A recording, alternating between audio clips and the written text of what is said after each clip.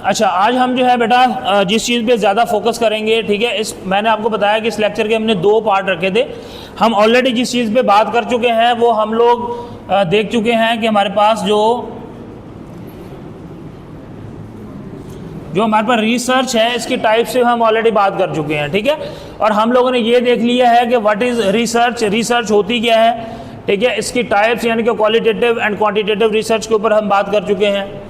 हम ऑलरेडी जो बेसिक हैं आपकी रिसर्च के उनके ऊपर हम बात कर चुके हैं। रिसर्च पेपर के बारे में हम लोगों ने डिस्कस कर लिया है पहले, और हम ऑलरेडी रिसर्च पेपर के थोड़े से स्ट्रक्चर के ऊपर भी बात कर चुके हैं कि लास्ट टाइम हमने थोड़ा सा डिस्कस किया था कि आपके पास जो अब टाइटल होता है वो आप कैसे फाइंड आउट करते हैं। और आप लोगों को मैंने असाइनमेंट दी थी कि अगर हम लोग रिसर्च पेपर के टॉपिक को ढूंढने के लिए, क्योंकि टॉपिक इज़ ऑल अबाउट बेटा रिसर्च गैप, जब आप कोई नया टॉपिक जिस पे पेपर लिखते हो ना, तो वो पेपर आप उस टॉपिक पे लिखते हो जिस पे पहले काम नहीं हुआ होता, ठीक है, या जिस पे लोगों ने बहुत कम लिखा होता है, तो उसके मुताबिक आप जो है वो टॉपिक को सिलेक्ट करते हैं। तो जब हमने रिसर्च पेपर की बात की थी तो रिसर्च की बेसिक चीज़ें जो है ना वो पेपर का हमने देखा था स्ट्रक्चर। तो इस पेपर का जो स्ट्रक्चर था, इस स्ट्रक्चर के अंदर हमने different parts of the research paper discuss किए थे, ठीक है, जिसमें हमने कहा था जी स्टार्टिंग फ्रॉम द टाइटल, अगर हम रिसर्च पेपर का जो टाइटल है हमने इसको बड़ा डिटेल में डिस्कस कर लिया था कि रिसर्च पेपर का टाइटल डिसाइड करने के लिए हमारी पहली जो एक्टिविटी है वो क्या होती है, वो आपकी रिसर्च शीट होती है, ठीक है। अब रिसर्च शीट हमें बताती क्या है, क्योंकि टाइटल के अंदर जो मेन चीज़ है ना वो आपके वेरिएबल्स होते हैं। क्या होते हैं? अब ये वेरिएबल की जो सिलेक्शन होती है ना बेटा, कि हमने किन वेरिएबल्स के ऊपर काम करना है, यानी कि किन फैक्टर्स के ऊपर काम करना है, ठीक है। तो the selection of these variables ये बहुत ज़्यादा इंपॉर्टेंट होता है, और इसके लिए हमें पता होना चाहिए कि हम जो है वो हमारा जो एम ऑफ द रिसर्च है वो क्या है, ठीक है। तो इन वेरिएबल्स की जब हमने सिलेक्शन की बात की तो हमने कहा था कि भाई वेरिएबल्स जो है ना मेनली हमारे पास कितनी कैटेगरीज के होते हैं। एक होते हैं हमारे पास जिनको हम कहते हैं इंडिपेंडेंट वेरिएबल। क्या कहते हैं? इंडिपेंडेंट वेरिएबल कहते हैं। दूसरे हमारे पास जिन्हें हम कहते हैं डिपेंडेंट वेरिएबल। तीसरे हम कहते हैं जिन्हें हम मीडिएटिंग वेरिएबल्स, ठीक है। और एक होते हैं मॉडरेटिंग वेरिएबल्स, और एक होते हैं जिन्हें हम बोलते हैं कंट्रोल वेरिएबल्स, ठीक है। इनके ऊपर हम ऑलरेडी डिटेल से बात कर चुके हैं। अगेन मैं थोड़ा सा रिवाइज कर देता हूं। इंडिपेंडेंट वेरिएबल्स वो वेरिएबल्स होते हैं जिनका इंपैक्ट हम चेक कर रहे होते हैं किसी और वेरिएबल के ऊपर, ठीक है। लेट्स से हमने कहा कि भाई हमने बारिश के बाद टेम्परेचर का इफेक्ट चेक करना है कि बारिश के बाद टेम्परेचर हाई हुआ या डाउन हुआ है, ठीक है। अगर हम इसको कंप्यूटर की लैंग्वेज में बात करें तो हम कहते हैं कि हमने लेट्स से AI जो है उसका इम्पैक्ट देखना है हमने टीचर की जॉब परफॉर्मेंस के ऊपर, ठीक है। AI है आर्टिफिशियल इंटेलिजेंस, इसका इम्पैक्ट हमने चेक करना है टीचर की जॉब परफॉर्मेंस के ऊपर, ठीक है। तो अब ये जो हमारे पास AI है ये क्या है? ये है इंडिपेंडेंट वेरिएबल, ठीक है। और ये है आपका डिपेंडेंट वेरिएबल, ठीक है। अब जिसको हम चेक कर रहे हैं, ठीक है, इसका इंपैक्ट हम इसके ऊपर चेक कर रहे हैं, तो ये जो है ये है रीजंस, ठीक है, cause and effect, casual research भी इसे बोलते हैं, ठीक है। तो इनके दरमियान ये दोनों वेरिएबल्स के दरमियान रिलेशन है। हम क्या कहते हैं? जिस टीचर को आर्टिफिशियल इंटेलिजेंस का यूज़ आता है उसकी परफॉर्मेंस जो है वो अच्छी होती है। कैसे अच्छी होती है? लेट्स से जिसको AI यूज़ करना आता है वो कंटेंट फाइंड आउट कर लेता है, ठीक है, यानी कि ChatGPT यूज़ कर लेता है। जो इंसान उसको मॉडर्न कॉन्सेप्ट और कॉन्टेक्ट के बारे में पता होता है, उसे रिसर्च करना आसान होता है, उसे अपडेटेड इन्फॉर्मेशन जो है वो उसे पता होती है। ऐसी है ना? तो इससे क्या होता है कि इसका डायरेक्ट रिलेशनशिप है आपकी परफॉर्मेंस के साथ। क्लियर होगी बात? अच्छा, अब हम बात करते हैं कि ये हमारा हो गया इंडिपेंडेंट और डिपेंडेंट वेरिएबल।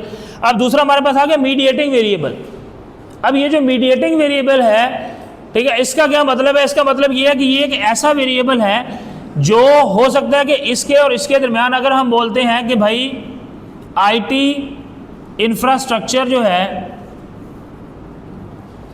ये एक मीडिएटिंग वेरिएबल है। कैसे? ये इन दोनों वेरिएबल्स के दरमियान कनेक्शन को इफेक्ट कर रहा है।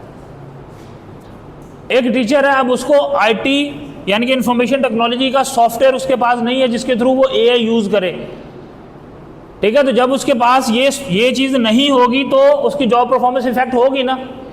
और जब उसके पास ये इंफ्रास्ट्रक्चर मौजूद होगा तो क्या होगा, उसकी परफॉर्मेंस जो है वो बढ़ जाएगी। ये बिल्कुल ऐसे ही है बेटा कि यूनिवर्सिटी में आप कंप्यूटर साइंस पढ़ रहे हो लेकिन आपके पास कंप्यूटर की लैब मौजूद नहीं है, ऐसी है ना। अब आप ये चीज़ें तो कर रहे हो, आप अपनी कंप्यूटर साइंस का इफेक्ट अपनी परफॉर्मेंस पे तो देख रहे हो, स्टूडेंट जॉब परफॉर्मेंस के ऊपर एआई का इम्पैक्ट तो डायरेक्ट तो मेजर कर सकते हैं हम। लेकिन अगर हमारे पास लैब प्रॉपर मौजूद हो, उस लैब में प्रॉपर पीसीज हमारे पास कंप्यूटर मौजूद हो और वो तमाम सब्जेक्ट जो आप पढ़ रहे हैं, चाहे वो आपका प्रोग्रामिंग लैंग्वेज का है, आपका जो है वो ऊप का सब्जेक्ट है, ऊप 1 है, 2 है, वेब डेवलपमेंट है, डिज़ाइनिंग है, हर कंप्यूटर अगर आपकी तमाम रिक्वायरमेंट्स को पूरा कर रहा है तो हम कहेंगे कि ये जो इंफ्रास्ट्रक्चर है इससे स्टूडेंट की परफॉर्मेंस इन्हेंस होगी। ऐसे ही है ना। तो ये जो वेरिएबल जो बीच में इंटरवीन करता है रिलेशन के दरमियान, उसे हम बोलते हैं मीडिएटिंग वेरिएबल, ठीक है। दोनों वेरिएबल्स के डायरेक्ट रिलेशन के दरमियान जो है फॉर द टाइम बीइंग ये वेरिएबल क्या करता है, अपने आप को इंट्रोड्यूस करवाता है और इससे परफॉर्मेंस का इम्पैक्ट आता है, ठीक है। अब बात करते हैं हम मॉडरेटिंग वेरिएबल। अब ये जो मॉडरेटिंग वेरिएबल होता है ये एक्चुअली क्या करता है, रिलेशन को मॉडरेट करता है, ठीक है। मॉडरेट का मतलब क्या है, हाईली सिग्निफिकेंट या, ठीक है, यानी कि मॉडरेट करता है, रिलेशनशिप को स्मूथ करता है। स्कैटर डायग्राम पढ़ी आप लोगों ने कभी? कोरिलेशन रिग्रेशन पढ़ा है ना, स्टैटिस्टिक्स तो पढ़ी है ना बेसिक, अभी स्टैट का सब्जेक्ट नहीं पढ़ा है। क्वांटिटेटिव रीजनिंग पढ़ी है, ठीक है। तो उसमें एक चीज होती है जिसे हम बोलते हैं कोरिलेशन और रिग्रेशन। अब जो कोरिलेशन है, वर्ड को रिलेशन, को का मतलब होता है एक साथ और रिलेशन का मतलब है दो बॉडीज। तो दो बॉडीज का आपस में जो कनेक्शन है उसे हम बोलते हैं को रिलेशन। उसकी मैक्सिमम वैल्यू 1 होती है। इसी तरह दूसरा इसका ऑपोजिट है वो है रिग्रेशन। तो वर्ड रिग्रेशन जो है, रिग्रेस का मतलब होता है दबाना। क्या मतलब होता है? दबाना। अगर एक वेरिएबल के बढ़ने से दूसरे वेरिएबल की वैल्यू कम या ज्यादा हो रही है तो इसे हम बोलते हैं रिग्रेशन इफेक्ट। क्या बोलते हैं? रिग्रेशन इफेक्ट बोलते हैं। तो यहां पे जो आपका मॉडरेटिंग वेरिएबल होता है ये क्या कर रहा है, आपके जो दोनों वेरिएबल्स के दरमियान रिलेशनशिप है, ठीक है, लेट्स से हम कहते हैं जी ये मॉडरेटिंग वेरिएबल जो है यहां पे हमने उसको, ये क्या करेगा, आपके डायरेक्ट रिलेशन को मॉडरेट करेगा। क्या करेगा? मॉडरेट करेगा, ठीक है, आपके रिलेशन को इफेक्ट करेगा लेकिन एक खास लेवल तक, इसलिए हम इसको बोलते हैं मॉडरेटिंग वेरिएबल, ठीक है। लास्ट वन बेटा हमारे पास जिसे हम बोलते हैं कंट्रोल वेरिएबल। अब ये जो कंट्रोल वेरिएबल होता है ये एक्चुअली क्या है, ये ऐसे फैक्टर्स हैं जिनको हम क्या करते हैं, इग्नोर कर देते हैं। इनको निकाल के हम डाटा चेक कर रहे होते हैं। अगर लेट्स से हम कहते हैं जी एज ऑफ द रिस्पोंडेंट जो है इसको एज अ कंट्रोल वेरिएबल हम ले लेते हैं, तो इसका क्या मतलब है कि एज ऑफ द रिस्पोंडेंट को हम निगलेक्ट कर देंगे, इसको हमने कंट्रोल कर लिया है कि इसका इफेक्ट जो है वो बीच में मेजर नहीं होगा, तो हम उसे कंट्रोल वेरिएबल बोल देते हैं। उसमें हम एज भी ले सकते हैं, जेंडर भी ले सकते हैं, मैरिटल स्टेटस ले सकते हैं, क्वालिफिकेशन ले सकते हैं, ठीक है। इनमें से किसी भी एक वेरिएबल को हम कंट्रोल वेरिएबल रख देंगे तो वो क्या होगा, उसके इफेक्ट को हम क्या कर लेते हैं, कंट्रोल कर लेते हैं, तो इसलिए हम उसको बोलते हैं ये कंट्रोल वेरिएबल है, ठीक है। तो अब ये सारा कुछ मिलके आपका क्या बनाता है, इसे हम बोलते हैं रिसर्च मॉडल। क्या कहते हैं? रिसर्च मॉडल कहते हैं, ठीक है। यहां तक बात क्लियर है? वेरिएबल्स के बारे में थोड़ा सा समझ आ गई कि इंडिपेंडेंट, डिपेंडेंट और ये सारे वेरिएबल्स जो है ना ये क्या होते हैं, ठीक है। तो कॉज एंड इफेक्ट की जब हम बात करते हैं बेटा, तो कॉज एंड इफेक्ट का मतलब क्या है, वजह और उस वजह से असर क्या हुआ है, ठीक है। मच्छर के आने से मलेरिया होता है, ऐसे ही है ना, और वो मलेरिया अगर पुराना हो जाए तो टाइफाइड हो जाता है, ऐसे ही है ना, ठीक है। तो कॉज एंड इफेक्ट होता है, बारिश आती है टेम्परेचर डाउन हो जाता है, ठीक है। सो इस फिनोमिना को हम जब रिसर्च में इम्प्लीमेंट करते हैं तो इसे हम कॉज एंड इफेक्ट रिसर्च कहते हैं, ठीक है। और इसी तरह हम वेरिएबल्स में यही कर रहे होते हैं, फैक्टर्स को टेस्ट कर रहे होते हैं। लेट्स से हम बात करते हैं बेटा अब्सेंटिज्म। अब्सेंटिज्म समझते हैं क्या होता है? एम्प्लॉयज़ के अब्सेंट होने की रेशो। अब जैसे स्टूडेंट क्लास से अब्सेंट होते हैं, अब कहते हैं जी एक क्लास का अब्सेंट रेट है 20%, ठीक है। अब वो रेट आहिस्ता आहिस्ता बढ़ रहा है, 21%, 22%, 23%, एक टाइम पे वो 40% पे पहुंच जाता है। अब क्या करते हैं, वो कहते हैं यार let's we have to check कि यार ये रेट बढ़ क्यों रहा है, लोग क्यों अब्सेंट हो रहे हैं, ठीक है। उसके पीछे जब रीजंस फाइंड आउट की जाती हैं तो पता चलता, हो सकता है बाज़ औक़ात ऐसा लगता है कि ऑर्गेनाइजेशन का एनवायरनमेंट टॉक्सिक है, कि लोग बीमार ज़्यादा हो रहे हैं, इस वजह से एब्सेंटिज्म बढ़ रहा है, लोग मेडिकल लीव पे जा रहे हैं। दूसरा क्वेश्चन ये आता है कि काम जो वर्क ओवरलोड बहुत ज़्यादा है, लोग स्ट्रेस का शिकार हैं, इसलिए लोग जो है वो छुट्टी पे जा रहे हैं। तीसरा, लोग ये कह रहे हैं कि जी लोग जो है वो ऑर्गेनाइजेशन की लीडरशिप से नाखुश हैं और वो क्रोसिव लीडरशिप यानी कि जो डैमेज है उनका, उसको रिकवर करने के लिए उनको छुट्टियां चाहिए। तो ये डिफरेंट फैक्टर्स होते हैं जिनके ऊपर हम सर्च आउट करते हैं कि पॉसिबल जो रीज़न है उसका इफेक्ट क्या आ रहा है। Is that clear? ठीक है। बैक बेंचर्स, बेटा हेलमेट के पीछे जो छुपा बैठा है, बेटा आपकी बातें खत्म हो गई हैं तो हम क्लास आगे लेके जाएं? आपके इधर सामने नीचे बिठा दूंगा मैं सबके। अच्छा बेटा, तो ये this is the story of the variables, ठीक है। अब हम थोड़ा सा ऑलरेडी, जैसे मैंने आपको कहा था बेटा कि हम रिसर्च के ऊपर ऑलरेडी डिस्कस कर चुके हैं कि हमने qualitative research, basic research, applied research. Applied research क्या होती है भला? अप्लाइड रिसर्च बेटा साइंटिफिक रिसर्च को कहते हैं, जो प्रैक्टिकल रिसर्च होती है उसे हम अप्लाइड रिसर्च बोलते हैं। फिजिक्स वाले, केमिस्ट्री वाले, बायोलॉजी वाले जो रिसर्च कर रहे हो तो उसे हम अप्लाइड रिसर्च बोलते हैं, ठीक है। या आप लोग भी कोई सॉफ्टवेयर डेवलप कर रहे हो, ठीक है, उसे हम अप्लाइड रिसर्च बोल देंगे। फिर आपके पास एक और चीज़ है जिसे हम बोलते हैं बेटा लॉन्गिट्यूडनल रिसर्च और क्रॉस सेक्शनल रिसर्च, ठीक है। हाँ जी, आ जाए बेटा, आ जाए, आपकी कमी थी। कहाँ छुपे रहते हैं सब लोग? सीआर रमज़ान में धूप सेक रहे होते हैं? अच्छा अच्छा, चलिए शाबाश, बैठ जाए बेटा। अच्छा, so coming back to the point, वक्त के लिहाज से हम रिसर्च को दो हिस्सों में तकसीम करते हैं। एक होती है लॉन्गिट्यूडनल रिसर्च और एक होती है क्रॉस सेक्शनल रिसर्च, ठीक है। लॉन्गिट्यूडनल और क्रॉस सेक्शनल रिसर्च। अब ये जो क्रॉस सेक्शनल रिसर्च होती है बेटा, कीप क्वाइट प्लीज। जो क्रॉस सेक्शनल रिसर्च होती है, क्रॉस सेक्शन का क्या मतलब होता है? क्रॉस सेक्शन, क्रॉस सेक्शन का मतलब है एक हिस्सा किसी चीज का, एक पार्ट, ठीक है, उसे हम क्रॉस सेक्शन बोलते हैं। तो जब हम रिसर्च के लिए एक खास टाइम या ड्यूरेशन के दौरान डाटा कलेक्ट करते हैं तो उसे हम बोलते हैं क्रॉस सेक्शनल रिसर्च, ठीक है। लेट्स से हम अगर क्लास में स्टूडेंट्स का फीडबैक ले रहे हैं तो हमने मिड से पहले स्टूडेंट्स का फीडबैक ले लिया किसी भी क्लास के दौरान, तो ये क्रॉस सेक्शनल रिसर्च है, हमने एक खास टाइम ड्यूरेशन में उनका जो है वो डेटा कलेक्ट कर लिया। ये है क्रॉस सेक्शन। क्रॉस सेक्शन कहते हैं एक टाइम का छोटा हिस्सा, ठीक है। दूसरा है लॉन्गिट्यूडनल रिसर्च। अब लॉन्गिट्यूडनल रिसर्च क्या होती है कि डिफरेंट पीरियड्स ऑफ टाइम में आप डेटा बार बार कलेक्ट कर रहे हो, तो उसको हम क्या बोलते हैं? लॉन्गिट्यूडनल रिसर्च बोलते हैं। समझ आ गया डिफरेंस दोनों का? क्रॉस सेक्शनल रिसर्च एक खास टाइम ड्यूरेशन में आप डाटा कलेक्ट करते हो, और लॉन्गिट्यूडनल में after the repetitive period of time आप जो है वो डाटा कलेक्ट कर रहे होते हो। तो इसमें जो है लेट्स से आपकी क्लास का सेमेस्टर 1 में डाटा लिया, सेमेस्टर 2 में लिया, सेमेस्टर 3 में, 8 सेमेस्टर में हमने ये डेटा लिया, और 8 सेमेस्टर के बाद हमने कंक्लूजन यानी कि डाटा को एनालाइज किया, और we have to find some recommendations कि इस पूरे टेन्योर में जो 4 साल का बैच गुजरा है, स्टूडेंट बिहेवियर कैसा रहा, क्लास सेटिस्फेक्शन कैसी रही, टीचर परफॉर्मेंस क्या रही, स्टूडेंट रिजल्ट क्या रहा। तो इसको हम बोलते हैं लॉन्गिट्यूडनल रिसर्च, ठीक है। मल्टीपल पीरियड्स में हम जो है वो एक ही रिसर्च को कंटिन्यू किया हुआ है। क्लियर है बात? अच्छा, फिर इसमें एक है जिसे बोलते हैं डिस्क्रिप्टिव रिसर्च। जब हम किसी आइडिया को डिस्क्राइब कर रहे होते हैं उसे बोलते हैं डिस्क्रिप्टिव रिसर्च। डिस्क्रिप्शन का मतलब क्या है?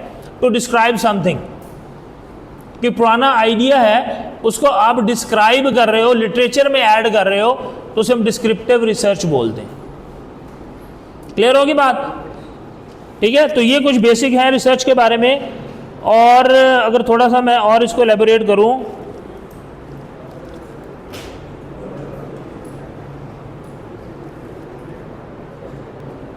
अच्छा, पेपर्स के बारे में ऑलरेडी मैंने बता दिया था। सिस्टमैटिक रिव्यू पेपर होता है, कॉन्सेप्चुअल पेपर होता है, पीयर रिव्यू पेपर होता है, ये तो ऑलरेडी हम इस पर डिस्कस कर चुके हैं।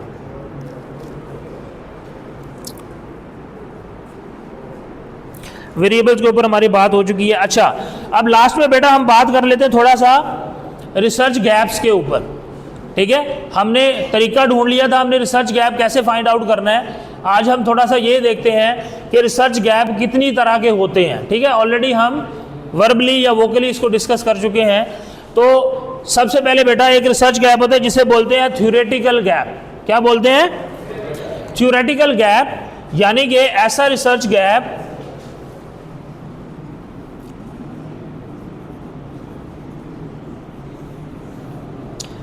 एक है, उसे बोलते हैं थ्योरेटिकल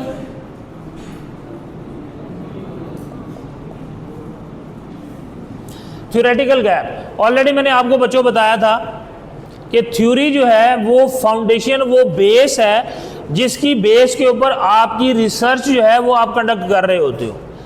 ठीक है, जैसे मैंने आपको बताया था साइकोलॉजिकल ओनरशिप थ्योरी, इसकी हमने बात की थी ना। क्या होती है psychological ownership theory? Psychological ownership theory क्या कहती है कि जब आप किसी ऑर्गेनाइजेशन को, किसी जॉब को, किसी काम को साइकोलॉजिकली ओन करना शुरू कर देते हो तो आप उसके साथ कनेक्ट कर जाते हो। ठीक है, आप घर में पेट्स पालते हैं ना, तोते, बिल्ली, कुछ लोग कुत्ते रखते हैं, डिफरेंट चीज़ें रखते हैं, तो उस पेट के साथ आपकी एक एसोसिएशन बन जाती है। ऐसा क्यों होता है? क्योंकि you have to invest your time, your energy and your emotions. ये तीन चीज़ें जब हम किसी भी चीज़ के साथ कनेक्ट कर दें, किसी भी ऑब्जेक्ट के साथ कनेक्ट कर दें, तो हम साइकोलॉजिकली उस ऑब्जेक्ट को ओन करना शुरू कर देते हैं। चाहे वो आपकी पेंसिल हो, आपका बैग हो, आपका रजिस्टर हो, आपका जूता हो, आपका पेट हो, कुछ भी हो। तो इस थ्योरी के ऊपर पूरी साइकोलॉजिकल ओनरशिप की जो रिसर्च है वो इस थ्योरी पे बेस करती है। तो अगर आप इस थ्योरी के अंदर कोई नई चीज़, कोई नया वेरिएबल टेस्ट करने जा रहे हो, ठीक है, लेट्स से जब मैंने आपको बताया था कि इस थ्योरी के तहत जॉब परफॉर्मेंस को टेस्ट किया गया था, लेकिन सस्टेनेबल एचआरएम प्रैक्टिसेस को इसके तहत टेस्ट नहीं किया गया था, तो मैंने सस्टेनेबल एचआर प्रैक्टिसेस को इस थ्योरी के तहत चेक किया था, तो मुझे जो है वो रिजल्ट पॉजिटिव आए थे कि इस थ्योरी में अगर आप अपने एम्प्लॉयज़ को मोटिवेट रखते हो, उनको ट्रेनिंग्स प्रोवाइड करते हो, उनको स्किल्स प्रोवाइड करते हो, उनकी वर्किंग लाइफ को इन्हेंस करते हो, तो वो एम्प्लॉय आपकी जॉब को भी ओन करना शुरू कर देते हैं और उस वजह से उनकी परफॉर्मेंस भी बढ़ जाती है। ठीक है, तो ऐसे गैप को हम क्या बोलते हैं? थ्योरेटिकल गैप बोलते हैं, जब हम थ्योरी में एडअप कर रहे होते हैं। ठीक है बेटा, आपके होंठ हिलते हुए मुझे नजर आ रहे हैं, तो अटेंडेंस बातें करके लगानी है या पिछले पूरे महीने की अटेंडेंस अभी लगानी है तुमने? अच्छा बेटा, दूसरा गैप है हमारे पास, जो बोलते हैं इंपीरिकल गैप। ठीक है, कौन सा?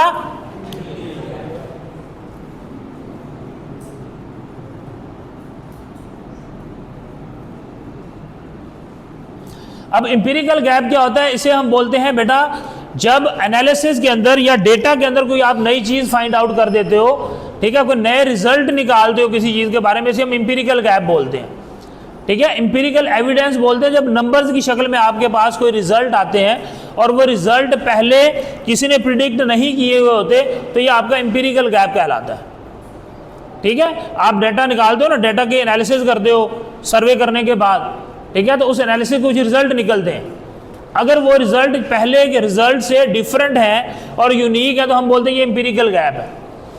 या उस वेरिएबल के ऊपर पहले किसी ने इंपीरिकल रिसर्च पेपर नहीं लिखा हुआ, डाटा एनालिसिस नहीं की हुई, जस्ट थ्योरेटिकल पेपर लिखे हुए हैं या कॉन्सेप्चुअल पेपर लिखे हुए हैं, और आप उस कॉन्सेप्चुअल पेपर को डाटा एनालिसिस के थ्रू परफॉर्म करते हो तो ये आपका एम्पिरिकल गैप होगा। ठीक है जी। अच्छा, फिर तीसरा आपके पास है बेटा, इसे बोलते हैं मैथडोलॉजिकल गैप। क्या बोलते हैं? Methodological gap. ये ऑलरेडी मैंने आपको बताया था।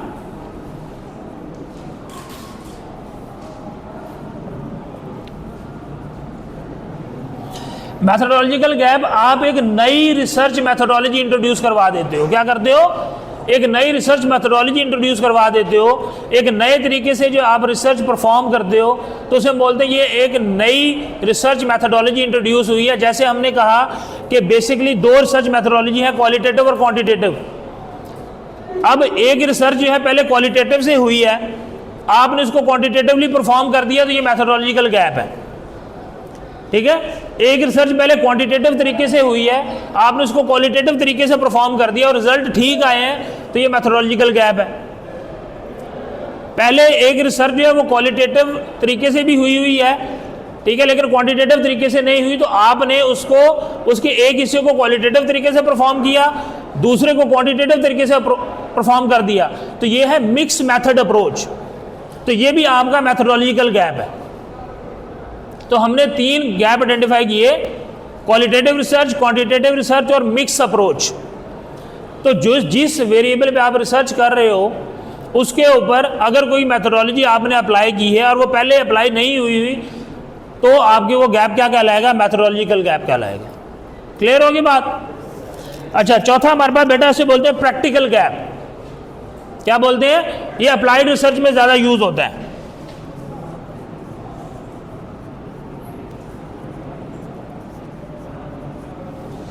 अब ये प्रैक्टिकल गैप क्या है? प्रैक्टिकल गैप बेटा, आप कोई नया एसओपी यूज कर देते हो, कोई नया स्टैंडर्ड ऑपरेटिंग प्रोसीजर अप्लाई करते हो रिसर्च के दौरान, ठीक है, तो ये आपका प्रैक्टिकल गैप कहलाता है। फिर है आपके पास बेटा conceptual gap and knowledge gap. अच्छा, एक और भी है, इसे बोलते हैं कॉन्टेक्सचुअल गैप,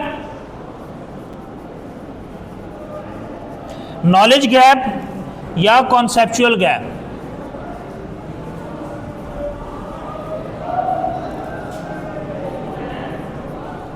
अब बेटा ये जो कॉन्टेक्सचुअल गैप है, अब ये कॉन्टेक्सचुअल गैप क्या होता है? कॉन्टेक्स्ट किसे कहते हैं? जिस जगह पर रिसर्च परफॉर्म की गई उसे कॉन्टेक्स्ट बोलते हैं। अगर किसी ने किसी एक वेरिएबल के ऊपर पाकिस्तान में रिसर्च की है तो that research was in the context. तो ये जो बेटा जितने भी है ना हमारे पास कॉन्टेक्सचुअल गैप हम बोलते हैं कॉन्टेक्स्ट को, जिस कॉन्टेक्स्ट में रिसर्च परफॉर्म की जा रही होती है, जिस जगह पे रिसर्च परफॉर्म की जा रही होती है उसे हम कॉन्टेक्स्ट बोलते हैं। ठीक है। तो कॉन्टेक्सचुअल गैप, लेट से एक रिसर्च पाकिस्तान में परफॉर्म हुई है, ठीक है, और किसी कंट्री में परफॉर्म नहीं हुई, आप वो रिसर्च किसी और कंट्री में परफॉर्म करते हो तो ये कॉन्टेक्सचुअल गैप है। ठीक है। लेट से मैं जो रिसर्च जिस वेरिएबल पे कर रहा था वो मलेशिया में, तो उस पर रिसर्च थी, पाकिस्तान में उसके ऊपर कोई एक भी रिसर्च पेपर नहीं था टिल 2019। तो मैंने वही वेरिएबल को पाकिस्तान में टेस्ट किया, पाकिस्तान के कॉन्टेक्स्ट में टेस्ट किया, तो उसके रिजल्ट बड़े पॉजिटिव आए, तो that was called contextual gap. ठीक है, कि एक ऐसे इलाके में मैंने वेरिएबल को टेस्ट किया जहां पहले उस वेरिएबल को टेस्ट नहीं किया गया था। क्लियर होगी बात? इसी तरह कॉन्सेप्चुअल एंड नॉलेज गैप है। तो कॉन्सेप्चुअल गैप क्या है कि बेटा कि एक कॉन्सेप्ट को पहले अगर फिजिक्स में अप्लाई किया गया था, उस कॉन्सेप्ट को आपने कंप्यूटर साइंस में अप्लाई कर दिया, तो ये कॉन्सेप्चुअल गैप हो गया। ठीक है। क्वांटम कंप्यूटर के बारे में जानते हैं ना, और क्वांटम फिजिक्स के बारे में सुना है, इलेक्ट्रॉनिक्स के बारे में सुना है, प्री इंजीनियरिंग की होगी ना, तो इलेक्ट्रॉनिक्स के चैप्टर थे ना। ठीक है। तो चलो मैंने भी बायो की है, बायो तो पढ़ी है ना। ठीक है। तो बायो में आप लोग जो है वो पढ़ते हैं ना ब्रेन के बारे में। ठीक है। कौन बताएगा कितने हिस्से हैं दिमाग के?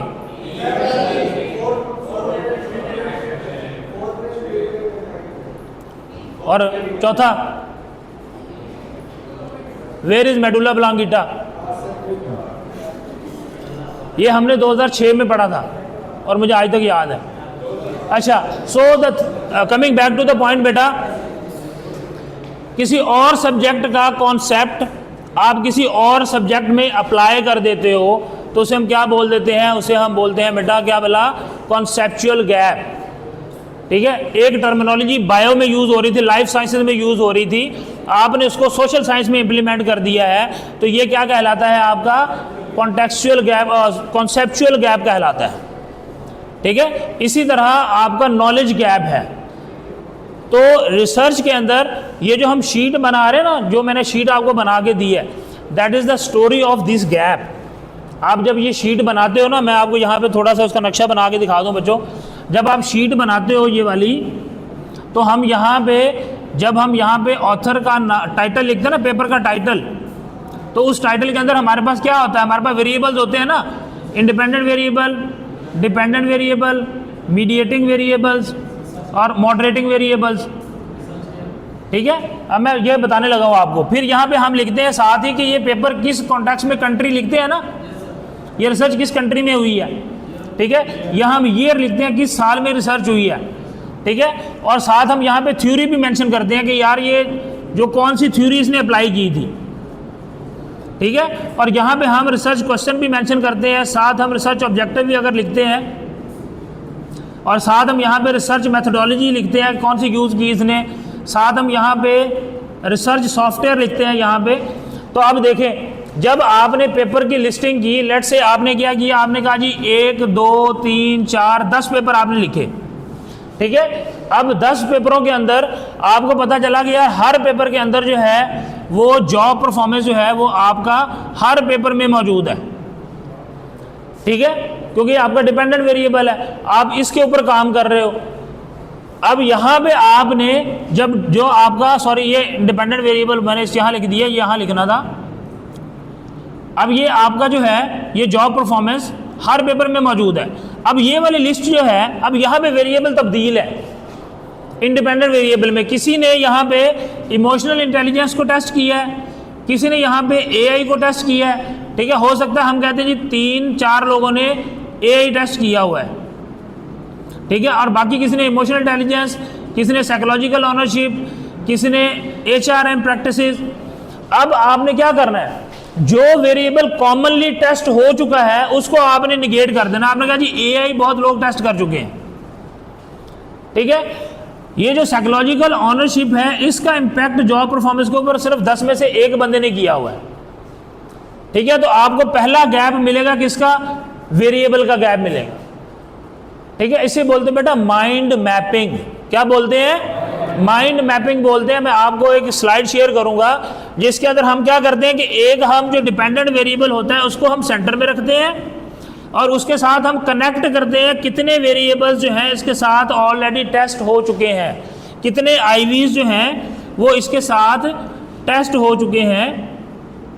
तो ये आपके पास एक डायग्राम बन जाती है।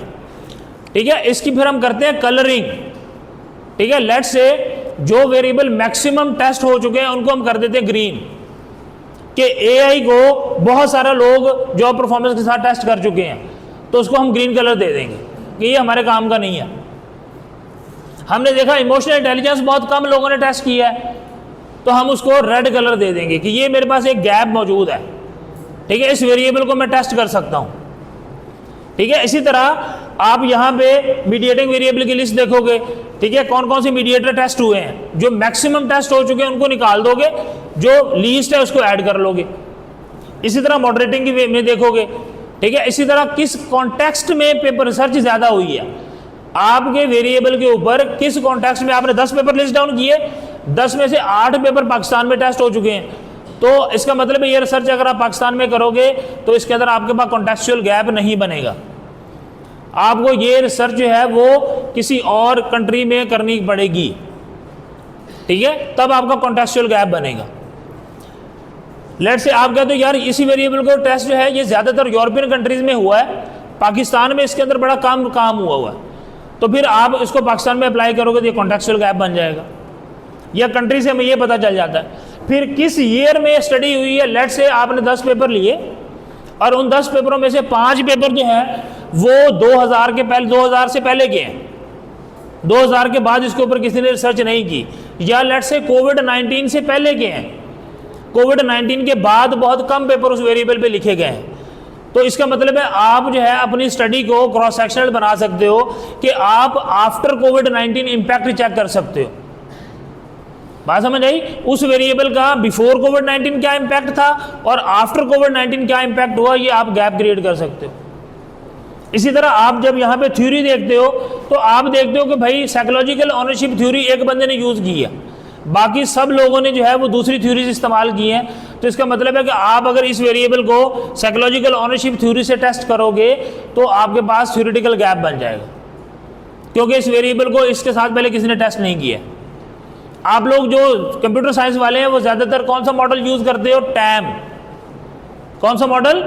Time. Time stand for TAM, technology adoption model.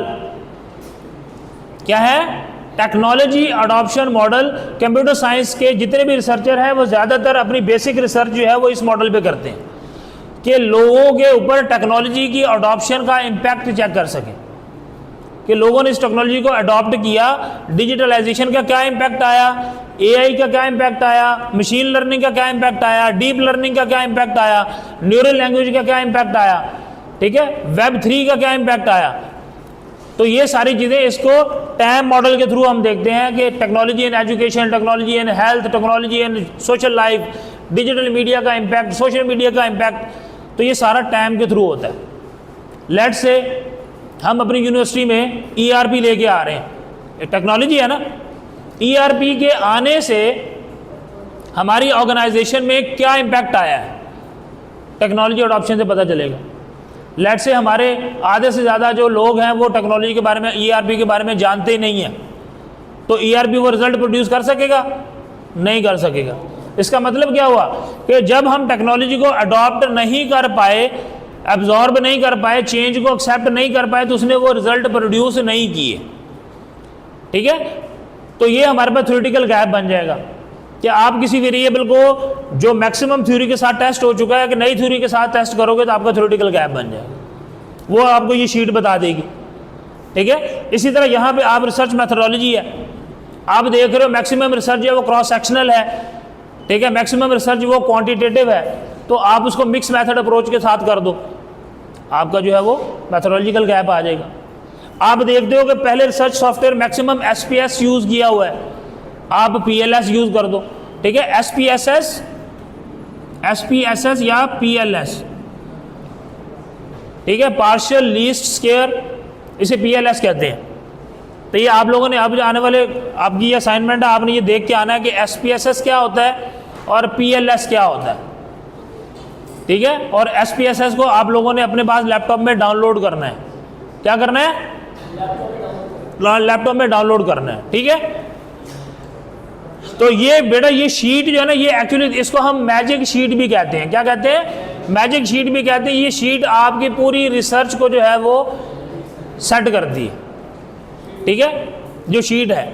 अब यहाँ तक हम बेटा this is the whole story of the today's lecture. अब यहाँ से थोड़ा सा हम प्रैक्टिकल अप्रोच की तरफ जाते हैं, जो आज के मेन चीज़ें मैंने आप लोगों को बतानी थी। इसको रेज कर दूं?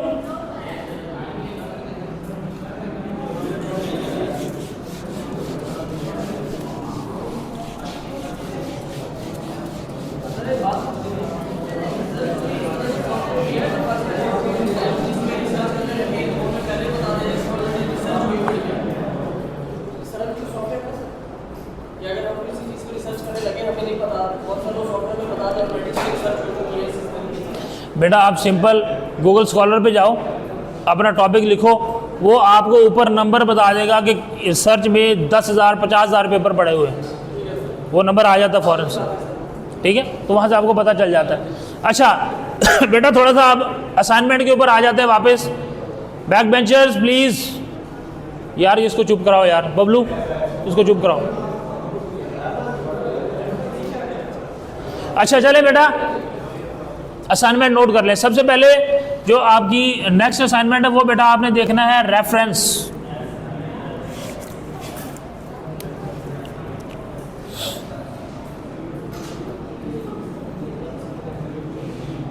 रेफरेंसिंग क्या होती है,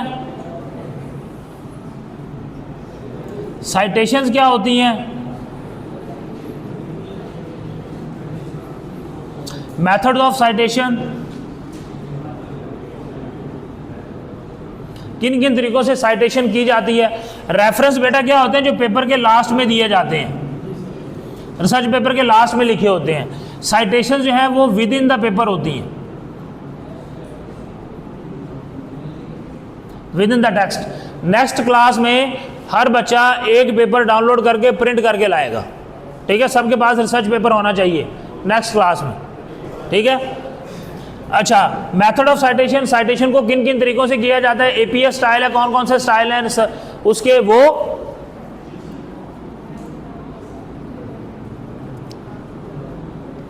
सॉफ्टवेयर ऑफ साइटेशन,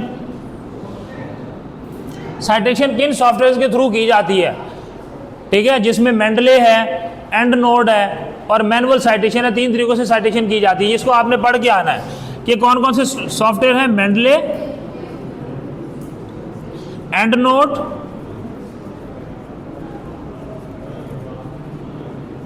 और मैनुअल साइटेशन, किन किन तरीकों से साइटेशन की जाती है, ये आपने ज़रा इसको रीड करके आना है, ठीक है। और ये this is all about the referencing, कि आपने पेपर के अंदर रेफरेंस कैसे देने हैं, ठीक है। क्या बेटा, मेंडले, एंड नोट और मैनुअल, ठीक है। मैनुअल का मतलब है माइक्रोसॉफ्ट वर्ड के अंदर आप मैनुअल रेफरेंसिंग कर लेते हो, उसे मैनुअल मेथड कहते हैं। ये दोनों सॉफ्टवेयर्स हैं, मेंडले और एंड नोट। ये and E and D and NOTE note, and note, ठीक है। ये 2 सॉफ्टवेयर है जो साइटेशन लगाने के लिए यूज किए जाते हैं, ठीक है। अब हमारा जो नेक्स्ट क्लास है बेटा, उसका way of method of teaching क्या होगा, ये थोड़ा सा मैं एक्सप्लेन कर दूं। अगली क्लास में हमने क्या करना है कि आप लोग रिसर्च पेपर लेके आओगे तो हमने रीफ्रेजिंग स्टार्ट करनी है। क्या करना है, रीफ्रेजिंग स्टार्ट करनी है। पेपर को रीफ्रेज कैसे किया जाता है और प्लेजरिज्म फ्री कैसे किया जाता है, ठीक है। और प्लेजरिज्म के लिए कौन सा सॉफ्टवेयर इस्तेमाल होता है, तो हमने रीफ्रेजिंग टेक्निक, प्लेजरिज्म चेक कैसे करते हैं, ठीक है। ये सारी चीज़ें हमने जो है वो नेक्स्ट क्लास में देखनी है। क्लियर होगी बात। तो ये आपको जो है वो रीफ्रेजिंग और ये सारी चीज़ें, प्लेजरिज्म कैसे चेक किया जाता है, तो आने वाले जब आप पेपर लेके आओगे तो मैं आप लोगों को बताऊंगा कि आप लोगों ने कैसे एक पेपर को स्टार्टिंग फ्रॉम द इंट्रोडक्शन, ठीक है, इंट्रोडक्शन से लेके जो आपका इंट्रो का पार्ट है, इंट्रोडक्शन टू कंक्लूजन, ठीक है, इसको आपने रीफ्रेज करना है पार्ट बाय पार्ट, ठीक है। यानी कि अगली क्लास में आप क्या करेंगे, जब पेपर लेके आएंगे तो मैं आपको बता दूंगा कि बेटा ये the part of the introduction जो है इसको आपने रीफ्रेज करना है। उसका एक तरीका है, वो मैं आपको बताऊंगा कि लैपटॉप के अंदर आपने पेपर को ओपन करना है माइक्रोसॉफ्ट वर्ड के अंदर, ठीक है, और उसको पैरा बाय पैरा आपने रिफ्रेज करना है। जब आप पूरा पेपर रिफ्रेज कर लेंगे तो आपको पता चल जाएगा कि साइटेशन बीच में कैसे लगनी है, रिफ्रेजिंग कैसे होनी है, कॉन्सेप्ट कैसे बनाना है, ठीक है, और इसके ऊपर काम कैसे करना है। क्लियर होगी बात, ठीक है। तो ये असाइनमेंट बेटा आप लोगों ने करके आनी है। रेफरेंसिंग और साइटेशन के स्टाइल्स क्या होते हैं, सॉफ्टवेयर कौन से होते हैं और साइटेशन कैसे की जाती है, ठीक है। क्या बेटा, ये बना के लाने कंप्यूटर के ऊपर सॉफ्ट में, ठीक है। बेटा साइटेशन के स्टाइल्स बताने हैं, किस तरह साइटेशन होती है, किन स्टाइल में। एपीए स्टाइल होता है, बिब्लियोमेट्रिक स्टाइल होता है, वो स्टाइल्स आपने लिखने हैं कि साइटेशन किन किन तरीकों से की जाती है। हाँ बेटा, सॉफ्ट में बनानी है बस, ठीक है।